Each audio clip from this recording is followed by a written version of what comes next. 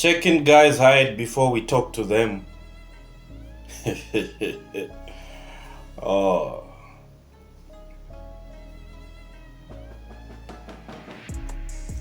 Imagine if a man woke up and he started doing that. He took a tape and started measuring women's waist before he can have a conversation with them. How would that play out? Guys, let me know in the comment section and subscribe to the channel and thumbs up on the video. There is nothing about a man's height that is going to make him a better husband, father, love you better, show up for you, support you, pour into your cup. What about size, Allison? What about size? Right? So that height, I get it. It's primal. It's like if he's tall, if he's fit, if he's big, I feel protected. But do you know how many useless is tall and big, and they will not protect you? They will not. They're not going to protect your heart, your spirit, your mind, your family, your womb. We need to be more mindful of making better choices about human beings and how they show up for you in your life, and not how they show up on a runway or walking down the street.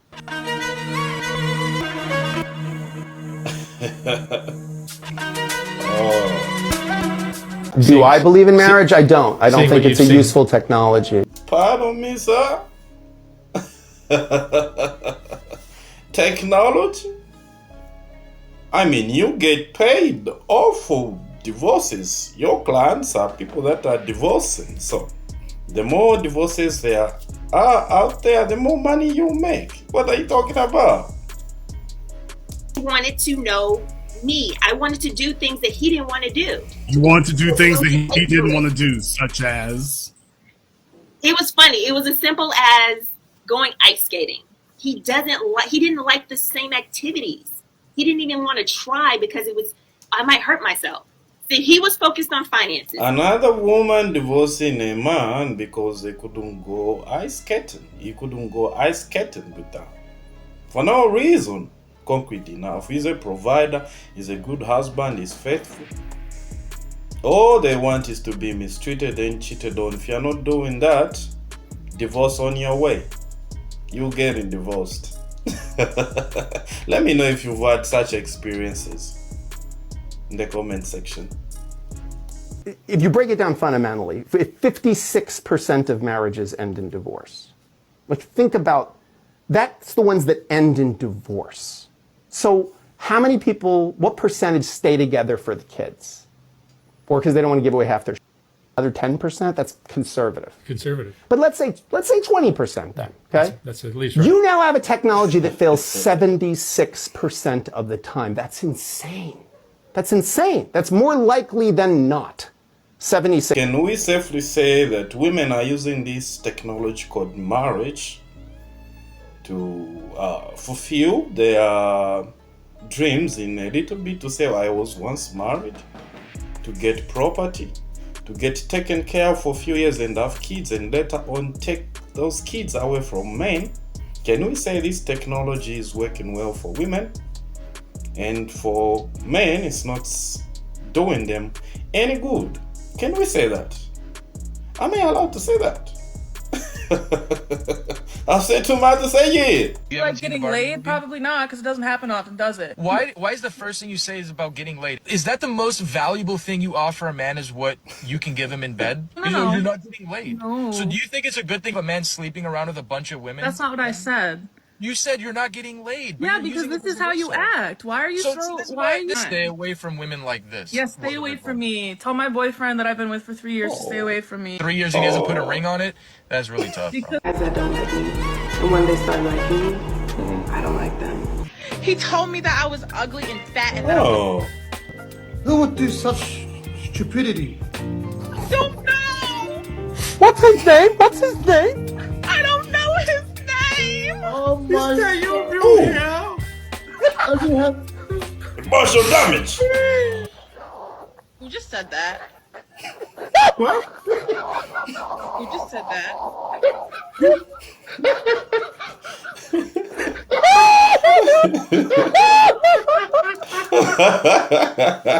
Oh, come on. I couldn't hold it. So if a man can disqualify a woman who is the majority of what he wants, why can't women do the same? Some men are always expecting women to be flexible with your standards when they don't meet them, but they'll never be flexible when you don't meet theirs. I heard a saying once that goes, give a man 10 women and he'll keep looking, give a woman 10 men and she'll choose. See, men don't have a problem with overlooking good enough in search of perfection. But women, sometimes you'll let these men talk you into settling for less. Control, sweetie, control. Control. It's all about control. Men control relationships and you control sex. So, while you're at it, why don't you talk to your fellow women so that you also have certain standards to whom you can be? You know? I'm just saying it. Don't shoot the messenger. I told y'all that women should be dating 2 to 3 men, and the amount of women that wrote me saying 2 to 3, oh my God, that's exhausting, that's tiring, 2 to 3, hell, I can't even find one. Where you find one at? And I'm so concerned for y'all because I'm trying to figure out why are y'all so exhausted. You should be choosing up, baby. It's not a man on this earth that is exhausting me. It's not one man that I'm dating that it is laborious, okay, to date him, all right? You have to choose up. You should be choosing up financially, period. You should be choosing up an emotional maturity. You should be choosing up in vibes and quality of life. If anything, nothing should be happening, but life is getting better for you. Those bags that you're carrying, it should be less for you to do, baby. I'm not understanding why y'all truth is I'm tired. What is going on? Choose up, my love. Everything should be increasing. Always ugly.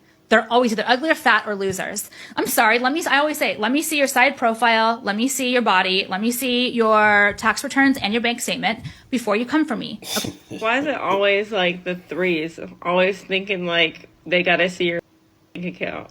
This girl has more plastic surgery than Jenner. Okay, maybe that's a little steep, but you get the picture. Most men benefit from marriage. I remember when I reached a point in my marriage, I am now divorced, where I was like, wow, my husband benefits so much from having me in his life. Like, literally, I handled the finances. Whenever we traveled, I did all the travel arrangements. I did all the planning. I did all of the grocery shopping. I didn't really do the cooking, but I did pretty much all of the cleaning. And I did any type of like social organization. Point in my marriage where I was like, wow, this man benefits so much from marriage, but what do I benefit from? And when I stepped back and I really looked at that, I was like, I am not benefiting very much from this marriage. And so I started to ask him. The man either, because he's provided the finances and he can't get a meal when he gets home. And if you can't cook, I doubt the cleaning part. I'm doubting it highly. I'm just saying here, like, what was he getting? Independent. More.